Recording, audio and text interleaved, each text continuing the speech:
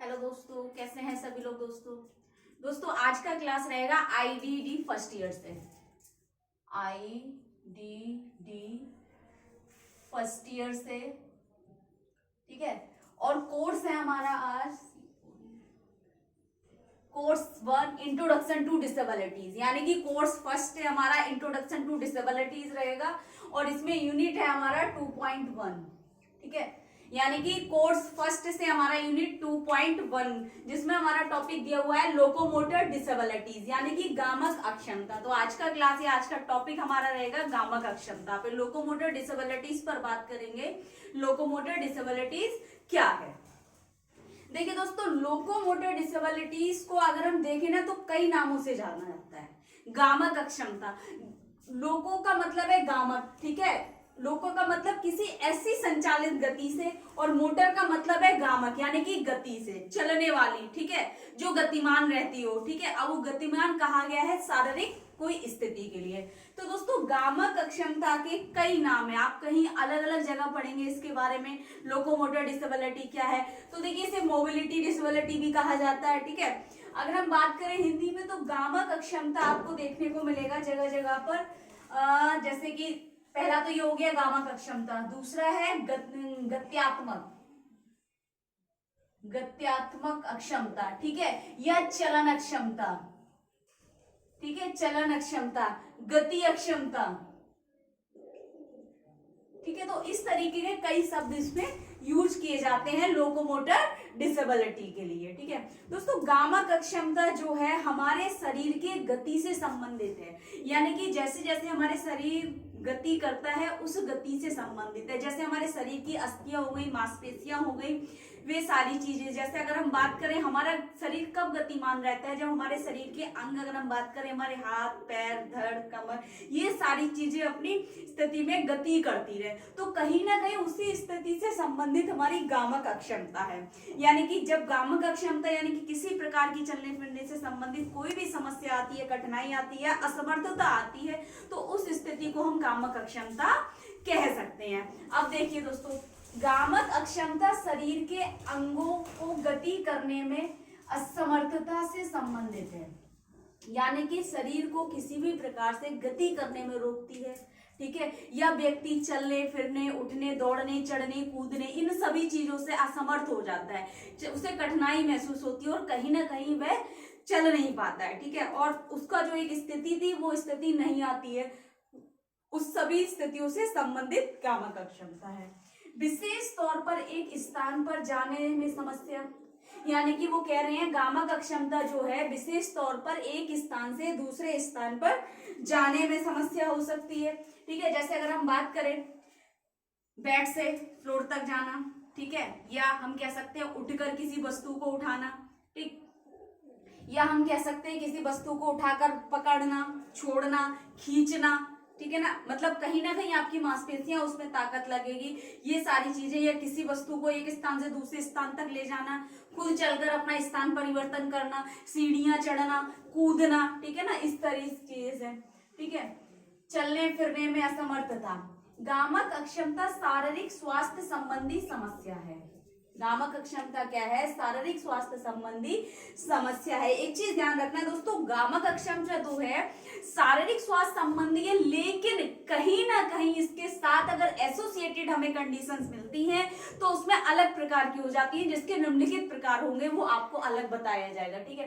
देखिए, जिसमें व्यक्ति शारीरिक रूप से प्रभावित हो जाता है और व्यक्ति का शरीर गतिमान नहीं रहता है। कह रहे हैं शारीरिक अक्षमता जो है शारीरिक स्वास्थ्य संबंधी समस्या है, जिसमें व्यक्ति का शरीर प्रभावित होता है, यानी कि शरीर का मतलब है उसके अंग प्रभावित हो जाते हैं। इस अक्षमता को मांसपेशियों से जुड़ी अक्षमता के रूप में जाना जाता है, यानी कि कहीं ना कहीं मांसपेशियों में ऐसी विकृति आ जाना, ऐसी समस्या आ जाना, या ऐसी असामान्यता आ जाना जिससे कि व्यक्ति का शरीर प्रभावित हो जाए, जो शरीर के विभिन्न अंगों को गति करने या हिलने डुलने में समस्या पैदा करती है। जैसे कि चलना, जब हम चलते हैं तो हमारे पैर गति करते हैं और पूरा शरीर हमारा बैलेंस बनाता है, ठीक है, तभी हम चल पाते हैं। कहीं ना कहीं कोऑर्डिनेट करते हैं हम अपने हाथ पैरों को और अपने पूरी बॉडी लैंग्वेज को, ठीक है। चढ़ना, जब हम चढ़ते हैं तो अपनी मांसपेशियों को उठाकर, खींचकर और ताकत लगाकर हम किसी भी सीढ़ियों पर चढ़ते हैं।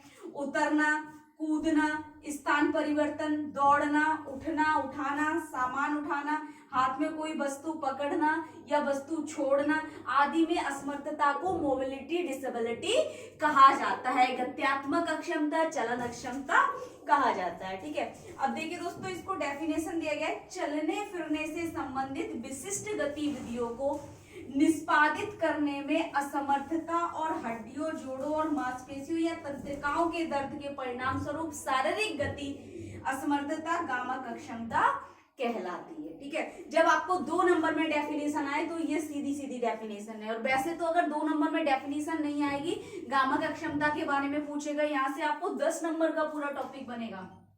ठीक है, जिसमें गामक अक्षमता क्या है, गामक अक्षमता से आप क्या समझते हैं, इसको परिभाषित करते हुए इनके प्रकारों का वर्णन कीजिए। इस तरीके से आपको 10 नंबर में पेपर फर्स्ट से ये आपको मिल सकता है इस यूनिट से। ठीक है, अब देखिए दोस्तों, इसके टाइप्स यानी कि इसके प्रकार कौन कौन से हैं गामक अक्षमता के। सबसे पहले कह रहे हैं सेरेब्रल पालिसी। सेरेब्रल पालिसी यानी कि प्रमस्तिष्क पश्चाघात, या हम इसको प्रमस्तिष्क अंगाघात भी बोल सकते हैं। प्रमस्तिष्क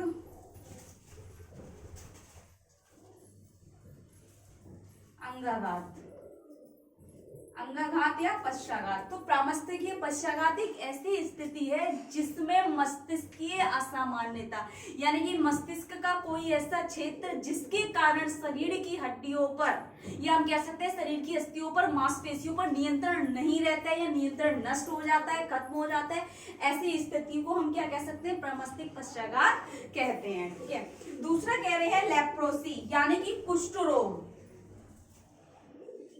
कुष्ठ रोग एक ऐसी स्थिति है जो एक लेप्रो नामक वायरस से होती है। ठीक है, जिसमें व्यक्ति की अस्थियां गलने लगती हैं, ठीक है ना, और गिरकर टूटने लगती हैं, और उनमें क्या हो जाता है, और सेंसरीहीन हो जाती है। अगर हम बात करें सेंसरीलेस, उनमें किसी प्रकार की संवेदना नहीं रहती है, जिसके कारण वे शारीरिक गतिविधि करने से असमर्थ हो जाते हैं, तो वे कुष्ठ रोग। नेक्स्ट कह रहे हैं पोलियोमाइलाइटिस यानी कि पोलियो।